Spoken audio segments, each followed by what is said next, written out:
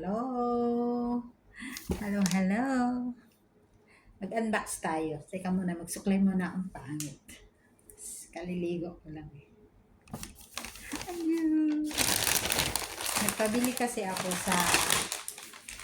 Tamad kasi ako lumabas, mainit. Mamamatay ako pagbalik ko dito sa bahay. Sakit-sakit ng ulo ko. Inom na naman akong gamot. Nagpabili ako ng fast charger ko kasi. Tapos nagpabili rin ako ng wire nitong micro condenser ko.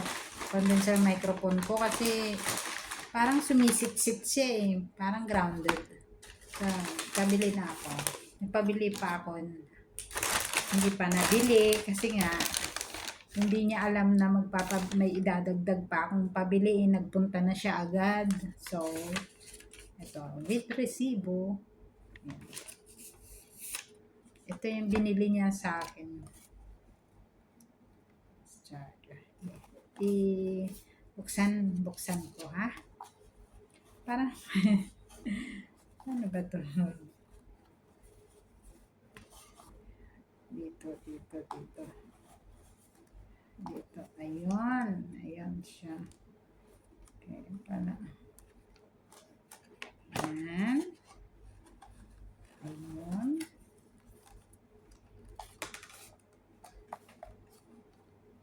Ba't ganun? Ay niya, paano ba to? Fast travel charger. Nire-ready na yung ano ko eh. Lapit na kasi ako umuwi. Napakahirap buksan. Diyos ko po. Saan ba ito banda bubuksan? Diyos mio, tuberculosis.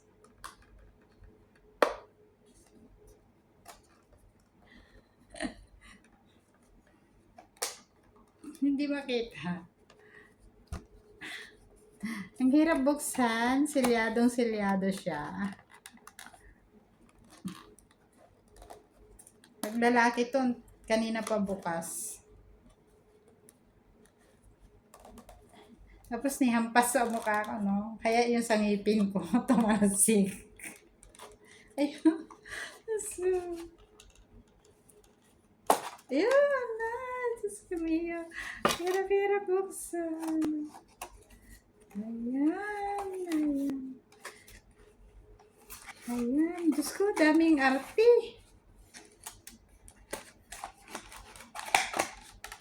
Ayun.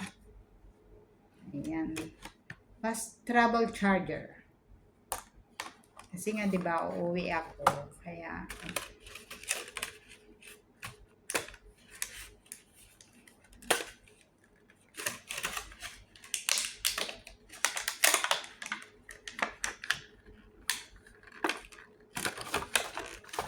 super higpit niya sa totoo lang. Ganyan lang pala siya.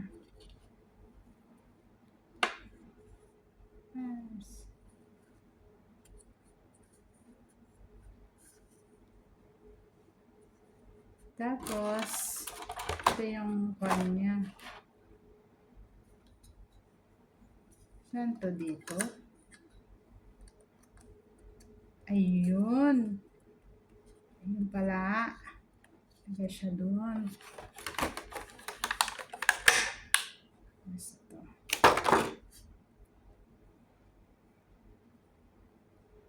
Yan, na-unbox na. Hirap ako buksan. Malabo na nga yung mata. Tapos, maarte pa yung kamay. Pumipilantik, di ba? Ganyan akong kaarte. Maarte talaga ako. Maldita pa. Naamin ko yan. Ayan. Next yung aking condenser mic. Yun. Ayan. Ganito lang ha. 500 pesos na ito. Buti na lang. nagmamadali yung alaga ko. Tapos, yan. Yung alaga ko na lalaki naman ang bumili sa akin. Yung ito naman, ang bumili sa akin yung alaga kong babae, itong aking sound card. Yung alaga kong babae. Di ba? Ayan, mayroon na akong fast charger. Fast travel charger. Doon naman kasi sa airplane, di mo na kailangan. Yun lang, ito lang ang kailangan mo sa airplane kasi meron na doon sa upuan mo ng charger. Tapos pag nag-bus ka sa Victory, meron din silang charger. Depende sa sasakyan mong bus kung anong kung ordinary lang wala. Pero kung aircon, meron sa Pinas. Kahit di ka na magkaroon ng power bank. Yan. Okay na sa alright. Balik na natin. Yan. Ibalik na natin. Pero yung charger, gagamitin ko na. Ayan. With receipt.